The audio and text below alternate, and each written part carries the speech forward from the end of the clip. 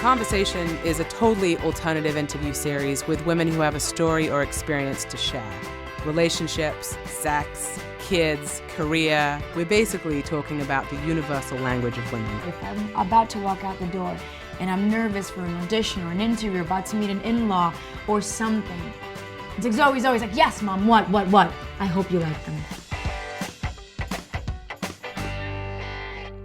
One of the other very significant things about you is that I believe you were raised to have the belief in yourself that you're capable of doing anything that a man can do. Because I am. Exactly. However, a lot of people are not raised with that knowledge. That's unfortunate. It is. And part of what I love to do is to speak to women who do have that knowledge so that we can share that wisdom. It's your birthright. Even if you look at this from a religious standpoint, I have a hard time believing that a God that is nothing but love will purposely create a creature inferior to another. It is impossible. My mind, my soul will never understand that because it is unnatural.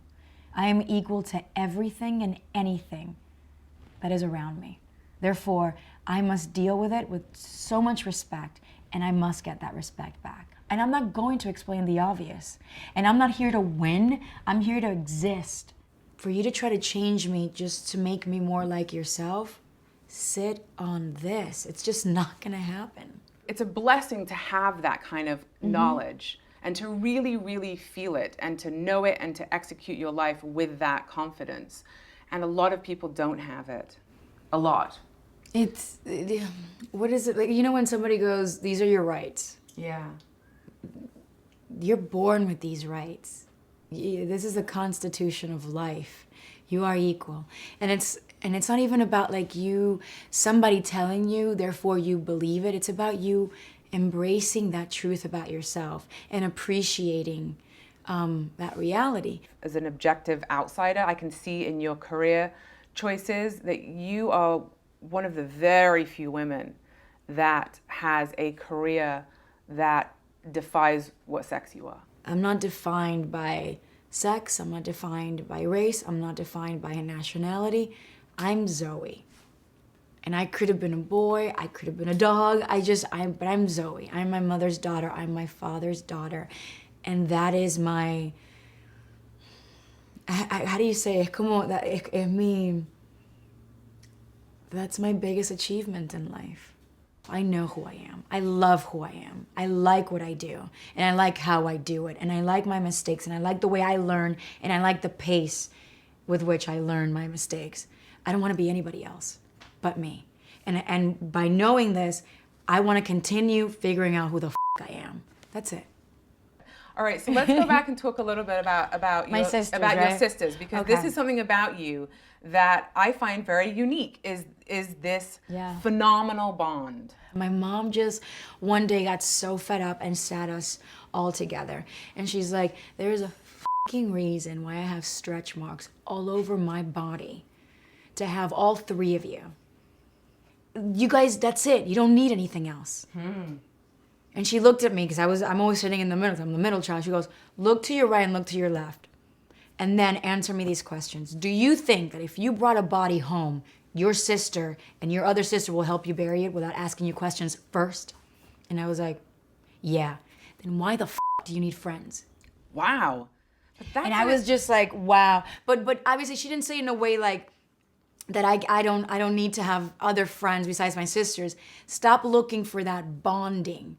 You can always have deep and profound relationships with women, but the divine bond that I have with my sisters is beyond this world. So stop looking for that. If it comes, that's fine, but I have it already. And has that allowed you to feel like you're less needy of other people? I stopped being needy with girls, thinking, oh, because I'm a girl, let me just try to have a lot of female friends, and I would get hurt. My heart would get broken so much with gossip and when they pick on you. So how did you manage that? Just by sticking to my sisters and learning to appreciate what I have at home and around them, and then it's an obsession. We're not jealous, we're not competitive with each other. We are so supportive. The only time we will try to sabotage our relationships, each other's relationships, is when we absolutely feel that that person is not right for us. Right. I mean, it's a coup.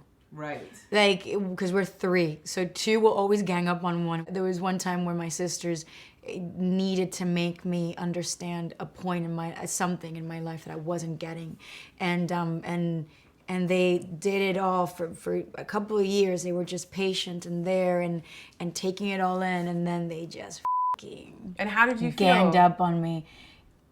It was a very dark time, because nothing will take away my air than when my sisters are not okay, or when they're disappointed in me. How has it been with relationships with men? Because you have these tight bonds with your sisters. Only an intelligent person and a very strong person will come into my hub, our hub, and know how to Manage. survive. Exactly.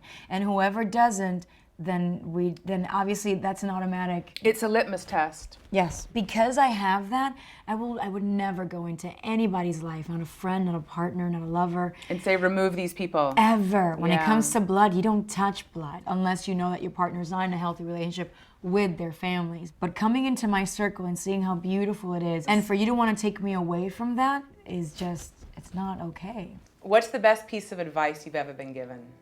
I don't know. If it ain't broken, don't fix it. No, stop whipping the shit. My mom. You don't like the smell of shit, stop whipping it. What would you tell your 14-year-old self? It'll get better. And what is your favorite sex position? I have to say, for a long time I was a bit lazy, so I didn't like to be on top, but I'm really digging it. Really? Yes. She's like, yes.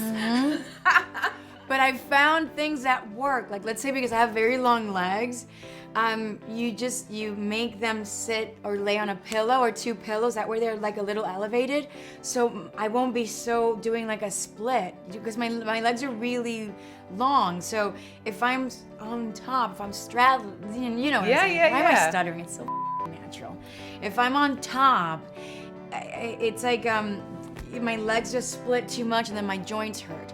But if he's elevated, you're hyperextended. then I'm more, exactly. But if they're elevated, then I can sort of sit more.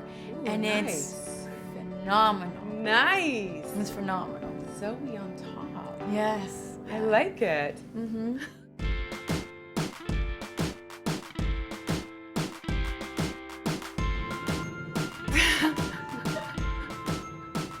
I think I was trying to find that beige color that Rothko has in one of his paintings, paint after paint after paint, and I found it, and I'm stepping back. It looks like a dirty maxi pad, but it's really nice.